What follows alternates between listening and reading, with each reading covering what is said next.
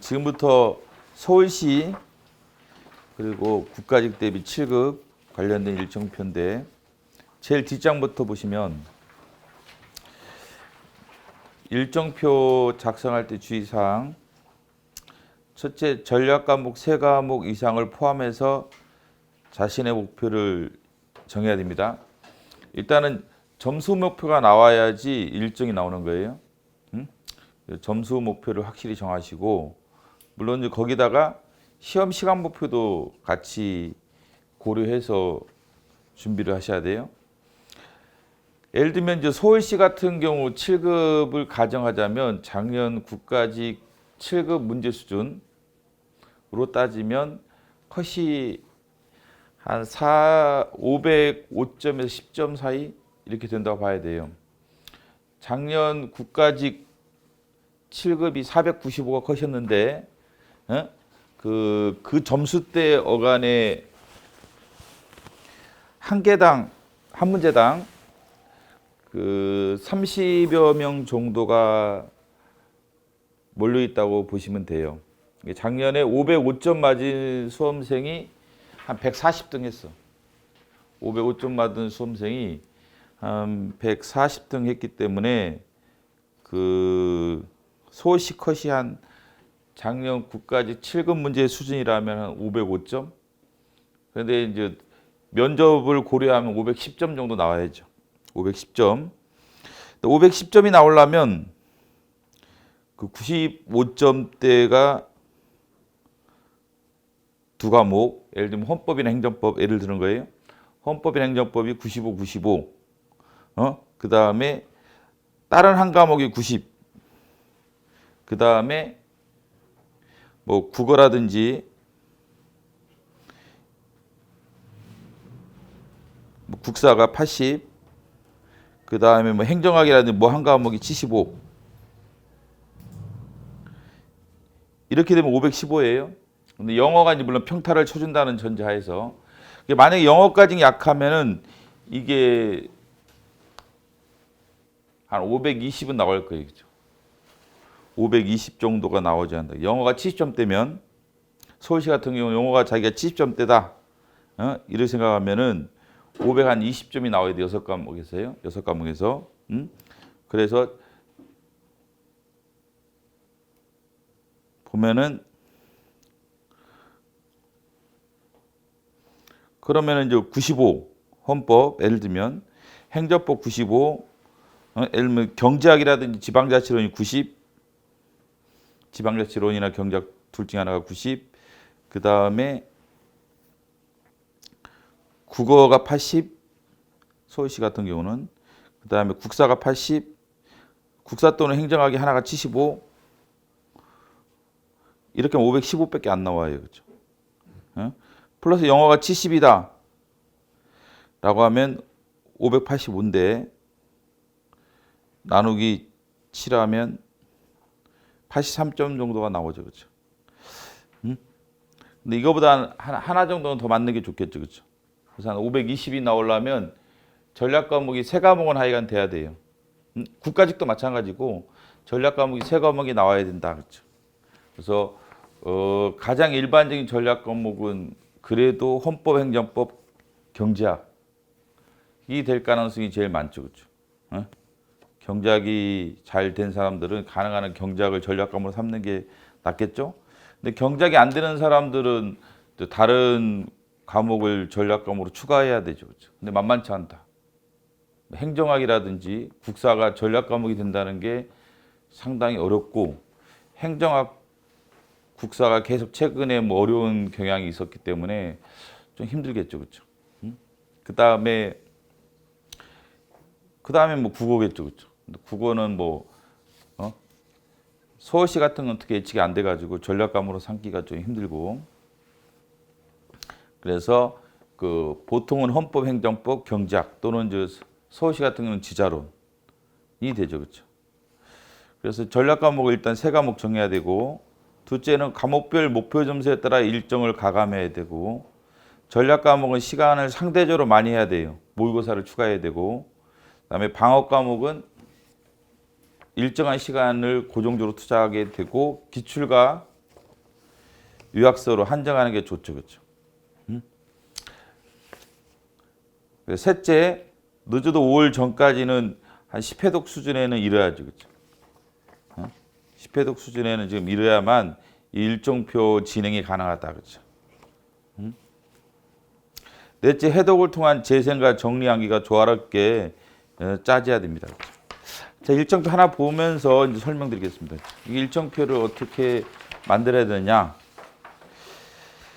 일단 이제 3월 19일 이런 거 보면은 서울시를 생각하면 영어를 해야겠죠. 근데 영어 시간이 이렇게 만만치가 않아요. 영어 공부할 시간이. 국가직도 준비하기 때문에 영어에 과투자할 수도 없고. 그래서 아침 7시 반에서 8시 50분까지 모의고사 보면서 영어 하는 방법이 있습니다. 그렇죠? 또 영어 단어 같은 경우는 뭐 정규 시간에 넣지 말고 점심 시간이라든지 저녁 시간이라든지 또는 뭐 아예 일과를 끝내고 22시 끝내고 영어 단어를 한 20-30분씩 하는 게 좋습니다. 따로 시간을 배정하기 어려울 거예요. 그치? 이게 잘 안 나온다. 영어는 그 7시 반부터 8시 50분 사이에 모의고사 풀면서 영어 추가로 공부하는 게 좋고, 그다음에 국어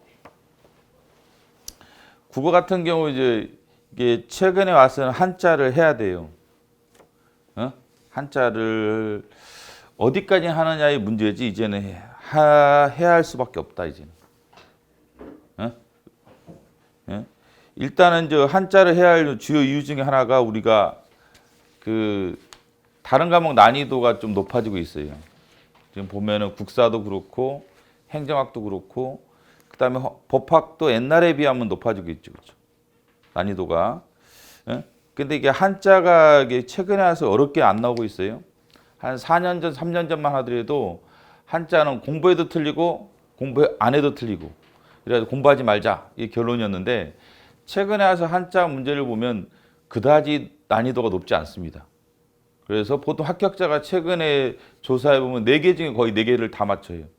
옛날에는 4개면 2개 맞추면 잘하는 거였는데 최근에 한자 문제 수준으로서는 거의 4개 중에 4개 아니면 4개 중에 3개를 맞추죠, 합격자들이. 그러니까 이제 안 하면 엄청 손해인 거죠, 그렇죠? 4개 중에 한 3개는 맞추려면 한자 공부해야 한다. 한자 공부하는 방법에서는 이제 선제사권을 매일 하는 방식이 있고, 여기 보면 이제 한자 두 글자 한자 3면, 한자 성어 4면 이래가지고 매일 하면 한 10일 약간 넘게 걸려요. 그게 한 선제사권의 한자가 70페이지가 좀 넘어요. 근데 만약에 매일 이렇게 한다라면 한 10일에 한 번씩 돌아올 수가 있죠, 그렇죠? 아니면 이제 아예 이제 국악 한자 강의를 듣고 국악 한자 교재를 따로 선택하는 합격생들도 꽤 있습니다. 그렇죠? 그래서 시간이 남으면 아예 뭐 국어한자 강의를 들어서 보완을 하든지. 그게 안 되면 선제사권 매일 조금씩 보고 그 다음에 3월 28일 9일 날 기출실력 한자 문제라고 돼 있죠. 3월 29일, 3월 30일이 이게 보면은 계획표에 가면 이제 기출실력 한자 문제가 꽤 들어가 있어요. 이게 한 220여 문제 되는데 가끔가다 한 번씩 해줘야 돼. 일정표에 따라서 가끔 이것도 따로 또 해줘야 돼요. 뒤에 가면 4월 5일도 있고 6일도 있죠. 그 다음에 4월 27일에도 한자 문제가 있죠. 4월 27일에도. 그래서 여기저기 적절하게 넣어놨어요. 그 다음에 5월 7일에 가면 아예 낮에 16시에서 17시 40분에 선제사권 한자 종합적으로 공부하는 시간을 넣어놓고 이래가지고 한자 시간을 꽤 많이 따로 배정을 했습니다. 그렇죠? 근데 해야 된다. 그렇죠? 이제는 마음을 굳건히 먹고 한자를 해야 돼요. 그렇죠? 한자 뭐 어려운 한자까지는 할 필요 없지만 선제사권이랑 기출 정도는 하는 게 좋다. 그렇죠? 그다음에 어법은 다 맞아줘야 돼요. 국어는 뭐 어문 규정을 틀리기 시작하면 그게 끝이 없다. 국어 문법은 최소한 다 맞아줘야 한다. 그렇죠? 요새 이게 비문학이 좀 어려운 경향이 있어가지고 실수할 수도 있어요. 시험장에서. 한자 4개 중에 하나 틀릴 수가 있고 비문학이나 문학 중에 하나 실수할 수도 있어요. 그렇기 때문에 어법은 최소한 다 맞아줘야 되고 어법의 난이도가 그렇게 어렵지 않기 때문에 어법은 일단은 다 맞아줘야 하기 때문에 매일 거의 해야 돼요. 해야 되고 국어 국어 관련해서 이게 4월 9일자를 보면 이제 나침판을 할 거냐, 그 다음에 기출이나 선제 마무리 갈 거냐, 이제 두 가지 코스가 있어요. 그래서 선택을 하세요. 뭐 둘 다 하기는 힘들고 기출과 선제 마무리를 중심으로 할 사람과 나침판으로 넘어갈 사람들 잘 이때 선택을 하셔야 되고,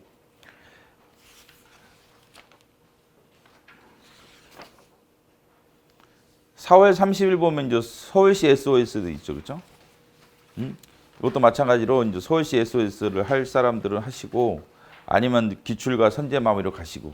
근데 사실은 뭐 작년 서울시 문제 보면은 서울시 특이한 문제라고 보시는 건 한 문제밖에 없었던 거예요. 그 시 순서 문제. 시 순서 문제 외에는 19문제는 그냥 국가직 7급의 국어와 큰 주제상 차이가 없었기 때문에 사실 한 문제를 포기한다라면 선제 SOS 뭐 특별히 해야 할 이유는 별로 없겠죠, 그렇죠? 잘 생각을 해보세요. 한 문제 더 맞기 위해서 하는 게 사실은 이게죠. 한 문제도 크죠. 나중에 보면 상당히 큽니다. 한 문제가 무시한다는 얘기는 아니지만, 뭐 근데 뭐 선제 SOS를 한다 하더라도 그 시 순서 문제를 맞출 수 있느냐는 변론의 문제지. 이 때문에 그 뭐 하는 사람 안 하는 사람들 자 알아서 잘 선택해서 이거는 국어는 해야 된다, 그렇죠.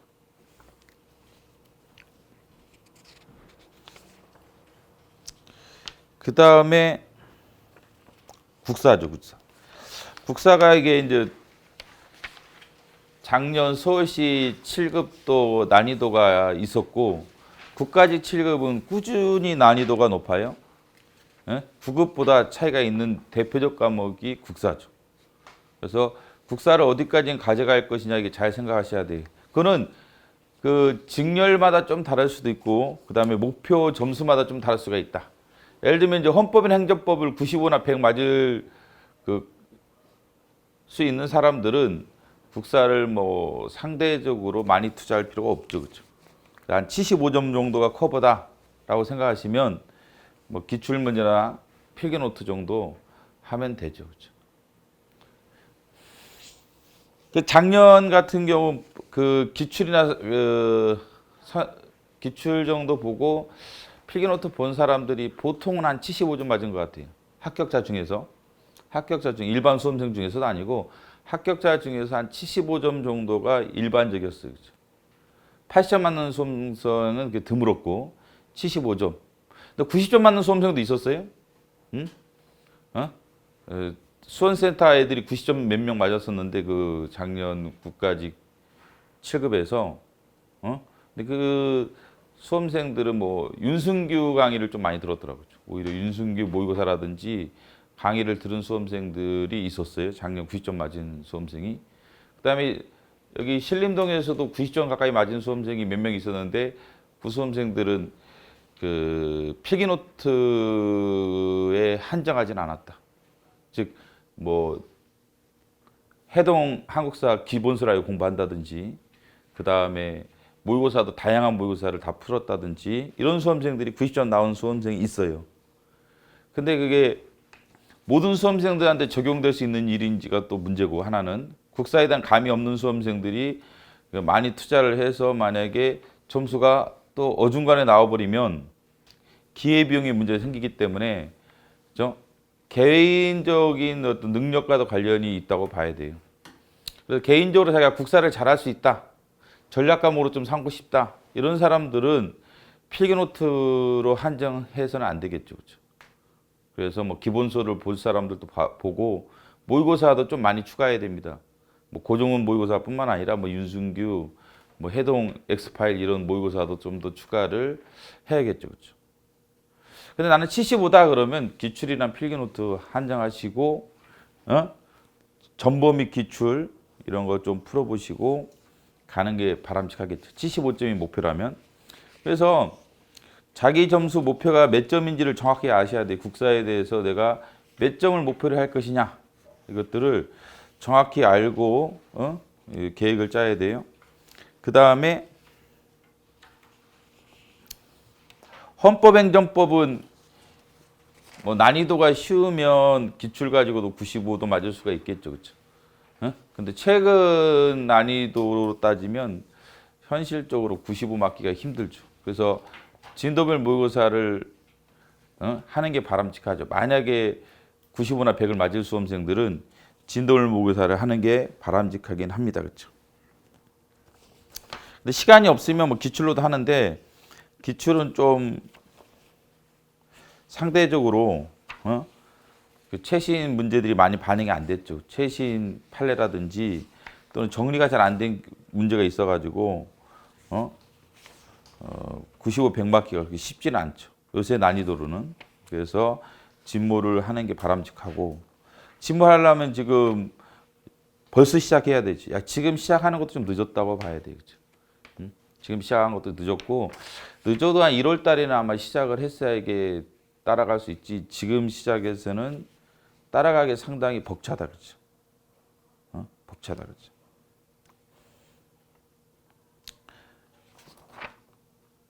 그래서 이게 4월 19일부터 보시면 국가직 9급이 끝나면 일주일 단위로 편성됐어요. 각 과목이. 헌법 일주일, 뒤에 가면 경제학 일주일, 뒤에 가면 행정법 일주일, 그 다음에 행정학 일주일 이런 식으로 편성이 됐죠. 그렇죠. 그 다음에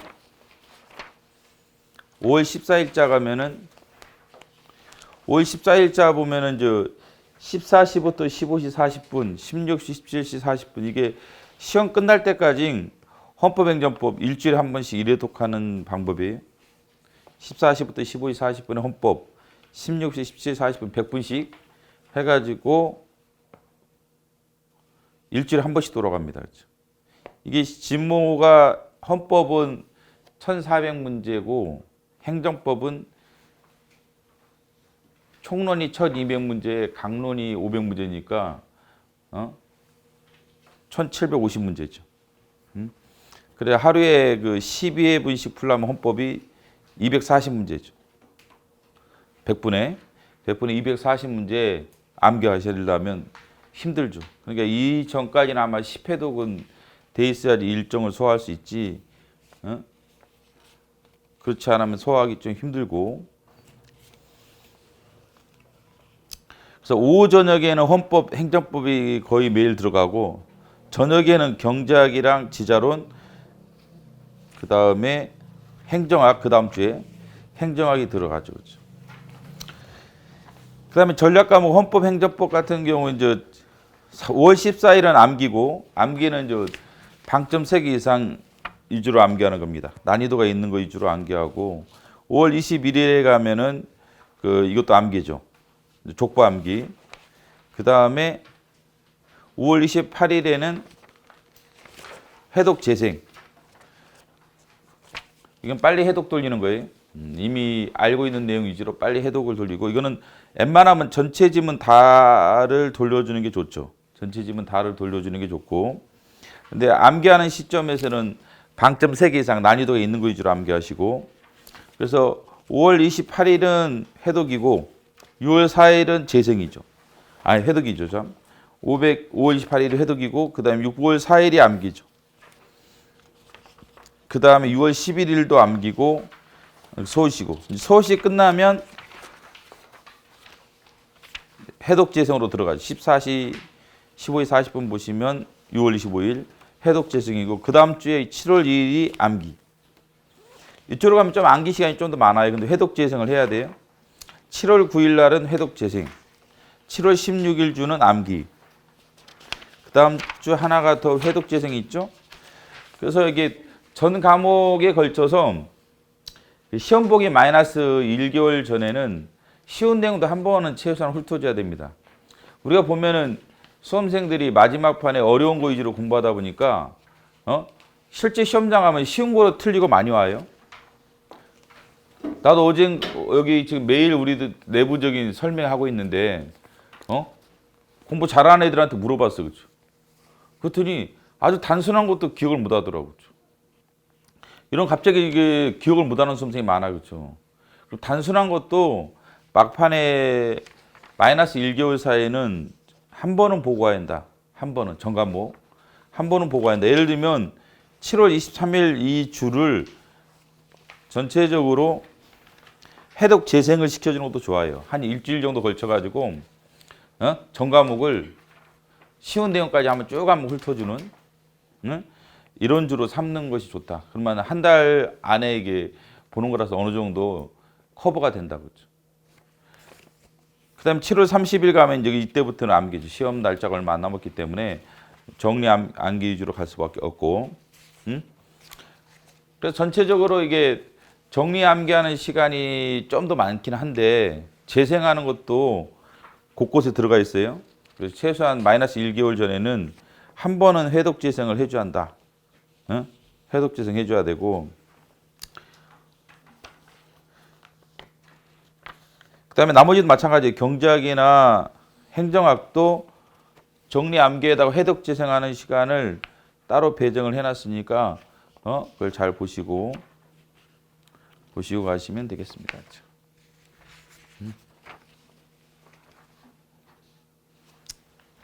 그 다음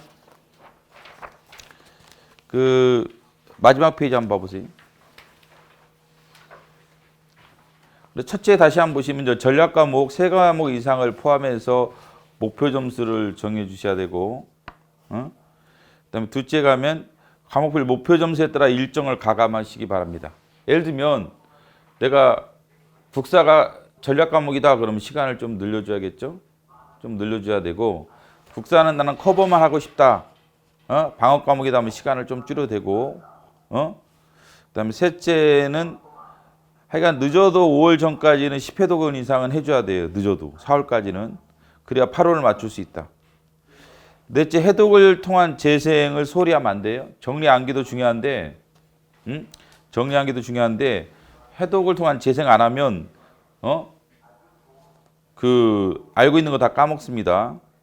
근데 이것도 해독할 능력이 있어야만 정리 암기할 시간을 확보하는 거예요. 정리 암기하는데 시간 너무 많이 쓰다 보면 또 해독 재생을 못 하게 됩니다. 그래서 양자가 잘 조화를 이루도록 여러분들 일정을 잘 진행해 줘야 되고, 해독 재생은 최대한 빠르게 진도를 빼줘야 돼요.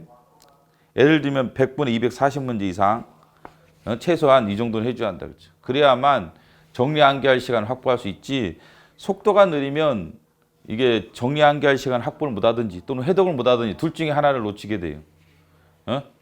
속도가 느리면 둘 중에 하나가 문제가 생깁니다. 꼭 해독 재생을 못 하든지 정리 암기하는 시간에 너무 많이 투자해서, 또는 뭐 해독을 못해서 쉬운 걸 틀리든지 두 가지 중에 하나가 문제가 돼요. 그 다음에 또 6, 7과목을 같이 진행하다 보면 이게 더 심각하다. 막판에 가면 일정은 짧아지고 6, 7과목을 돌려야 하기 때문에 더욱이나 시간 확보가 어렵죠. 그래서 빨리 진도를 빼지 못하면은 이 과목 열심히 하다 보면 저 과목 빵꾸나고, 저 과목 하다 보면 이 과목 빵꾸나고 계속 이럴 수밖에 없어요. 정리 암기는 욕심내지 말고 방점 3개 이상 찍힌 지문을 대상으로 해주세요. 문제. 그다음에 세 번째, 유학서 암기는 기출 모의고사를 어느 정도 암기한 다음에 진행하는 것이 바람직하다. 유학서 그냥 암기하려면 잘 암기가 안 돼요, 절대. 그래서 기출 모의고사가 어느 정도 눈에 들어오면 그다음에 유학서가 들어오기 시작한다고 그러죠. 그래서 문제를 먼저 암기하고 유학서를 암기하는 식으로 진행하는 게 더 좋고, 그 다음에 진도가 느려지면 이게 안 돼요. 그래가지고 우리가 지금 2층에서 하는 그 강의 핵심이 진도 빼주는 거죠. 혼자 하면 진도가 안 나가다 보니까 진도 빼주고, 그 다음에 그 약점 같은 거 체크해주고, 이런 식으로 이게 진행이 됩니다. 진행이 되고, 자, 이게 그 수험생마다 좀 자기 개인적인 어떤 차이가 있을 거예요. 그래서 계획표를 약간 플러스 마이너스에서 짜시기 바랍니다. 그렇죠? 짜시고 그 질문사항이 있으면 질문해 보세요.